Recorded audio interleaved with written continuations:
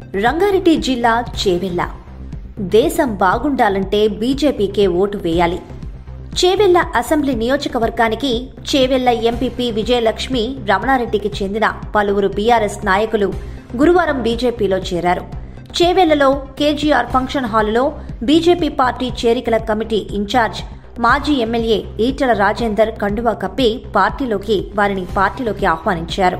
అనంతరం ఈటెల మాట్లాడుతూ రాష్ట్రంలో నియంతృత్వ పాలన సాగిస్తున్న కాంగ్రెస్ బీఆర్ఎస్ ప్రభుత్వ పోకడలను ప్రజలకు వివరిస్తామని, వచ్చే పార్లమెంటు ఎన్నికల్లో బీజేపీ అత్యధిక స్థానాలను సాధిస్తుందని ధీమా వ్యక్తం చేశారు. బీఆర్ఎస్ వైఫల్యాలను వివరిస్తే ప్రజలే వారికి ఓటు రూపంలో బుద్ధి చెప్పారు. ప్రధాని మోదీ ఇమేజ్ దెబ్బతీయడానికి కాంగ్రెస్ అనేక విధాలుగా ప్రయత్నిస్తోందని, ఆ పార్టీ చెప్పే అబద్దాలను ప్రజలు నమ్మరని అన్నారు.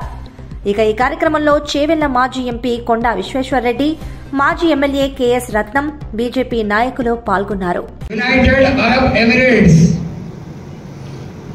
అలాంటి దేశాలలో గొప్ప ఆలయాన్ని కట్టిన మొట్టమొదటిసారి నరేంద్ర మోడీ గారు.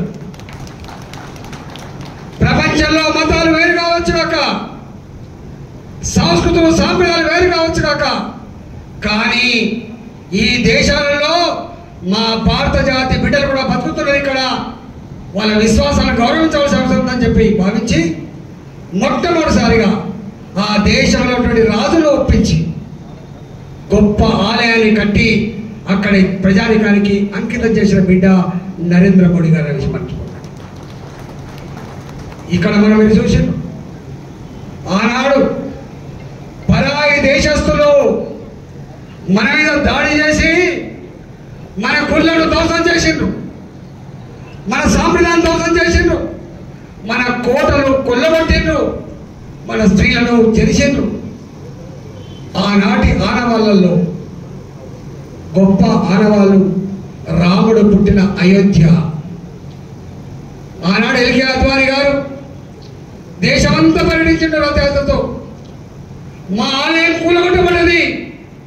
మా హిందూ దేశంలో ప్రపంచంలో ఉన్న దేశాలు రెండు, ఒకటి భారతదేశం, రెండు నేపాల్ అని చెప్పి నా దేవాలయాన్ని పునరుద్ధరించాలని చెప్పి భావించి ఆనాడు ప్రజలు కోరుకుంటే, ఇవాళ నరేంద్ర మోడీ గారు అన్ని మతాలను మెప్పించి బాజప్తా సుప్రీంకోర్టు తీర్పు వచ్చిన తర్వాత ఇవాళ రామ మందిరాన్ని కట్టి 140 కోట్ల ప్రజానికానికి అంకితం చేయడమే కాకుండా ఆ విశ్వాసాలను కాపాడిన బిడ్డ నరేంద్ర మోడీ గారు. ఇవన్నీ చెప్పుకోవడం కూడా ఒకనాడు లాల్ చౌక్ లో 34 జెండా ఎగరాలంటే ప్రాణాలు పోవలసిందే. కానీ అలాంటి కశ్మీర్లో లాల్ చౌక్ లో మన భారత ప్రధానమంత్రి గారు పార్లమెంట్లో ప్రకటించాడు, ఇవాళ ఎవరైనా జెండా ఎగరేసే స్థాయి వచ్చింది కాదు, అవసరమైతే నేనే స్వయంగా వెళ్ళి జెండా ఎగరేస్తా అని చెప్పి ధైర్యంగా ప్రకటించిన వ్యక్తి నరేంద్ర మోడీ గారు. రాష్ట్రాల ఆరోగ్య మంత్రులతో, అన్ని రాష్ట్రాల ముఖ్యమంత్రులతో వారు వీడియో కాన్ఫరెన్స్ ఇస్తున్నారు. వారు అనేకసార్లు కూడా చెప్పేది, ఆదుకోండి ప్రజల్ని, ఉన్నంతలో ధైర్యం చెప్పండి ప్రజానికానికి అని చెప్పండి.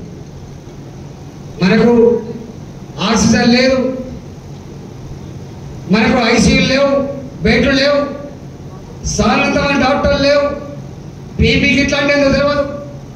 అలాంటి సందర్భంలో ఇవాళ ధైర్యం ఇచ్చి ఆదుకున్న వ్యక్తి మాత్రమే కాకుండా దీనికి వ్యాక్సిన్ రావాలి.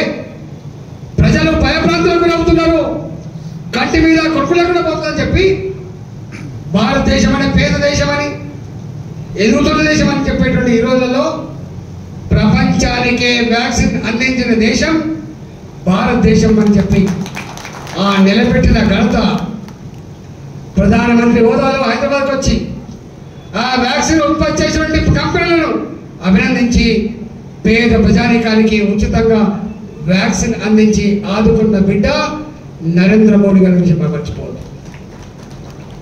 చెప్తే ఉడవదు. మా వాళ్ళు చాలా మంది మాట్లాడతారు, మళ్ళా నాకు వేరే మీటింగ్ మీద కూడా పోవాలి కాబట్టి చెప్తున్నా.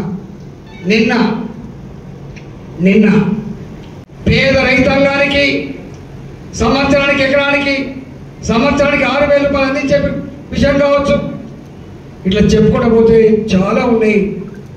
అన్నిటికంటే ముఖ్యంగా నాయకుడు కేవలం రోడ్లు వేసేవాడు మాత్రమే కాదని, నాయకుడు రైల్వే లైన్లు వేసే నాయకుడు మాత్రమే కాదని, నాయకుడు ఆపద వచ్చినప్పుడు ధైర్యాన్ని ఇచ్చే బిడ్డగా ఉండాలి, ఆదుకునే బిడ్డగా ఉండాలని చెప్పిన వ్యక్తి నరేంద్ర మోడీ గారు. నాకు వారితో 1 సంవత్సర కాలం పాటు పనిచేసే భాగ్యం దక్కింది. అది కరోనా కష్టకాలం. మీకు తెలుసు, కరోనా ప్రపంచాన్ని వణికిస్తున్నప్పుడు, అనేక కోట్ల మందిని కన్నీళ్లు పెట్టిస్తున్నప్పుడు అమెరికాలో, చైనాలో ఆ దవాఖాన చూసి, ఆ ట్రీట్మెంట్ చూసి చాలా మంది కామెంట్ చేశారు, ఈ రోగం భారతదేశానికి వస్తే బస్తీలలో ఉండే ప్రజలు, గ్రామాలలో ఉండే ప్రజలు కుప్పలు కుప్పలుగా చచ్చిపోతారని చెప్పి పత్రికలు రాసినాయి. కానీ ఆ రోగం మనకు కూడా వచ్చింది. నాకు ఇప్పటికి గుర్తు, మొట్టమొదటి పేషెంట్ యూఏఈ నుంచి వస్తే, దుబాయ్ నుంచి వస్తే, ఆయన దిగింది బెంగళూరులో, ఆయన చేరుకున్నది హైదరాబాద్ మహేంద్ర హిల్స్కి చేరుకున్నాడు.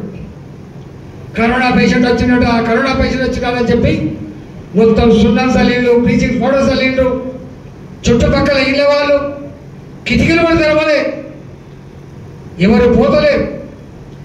ఆ పేషెంట్ దగ్గరికి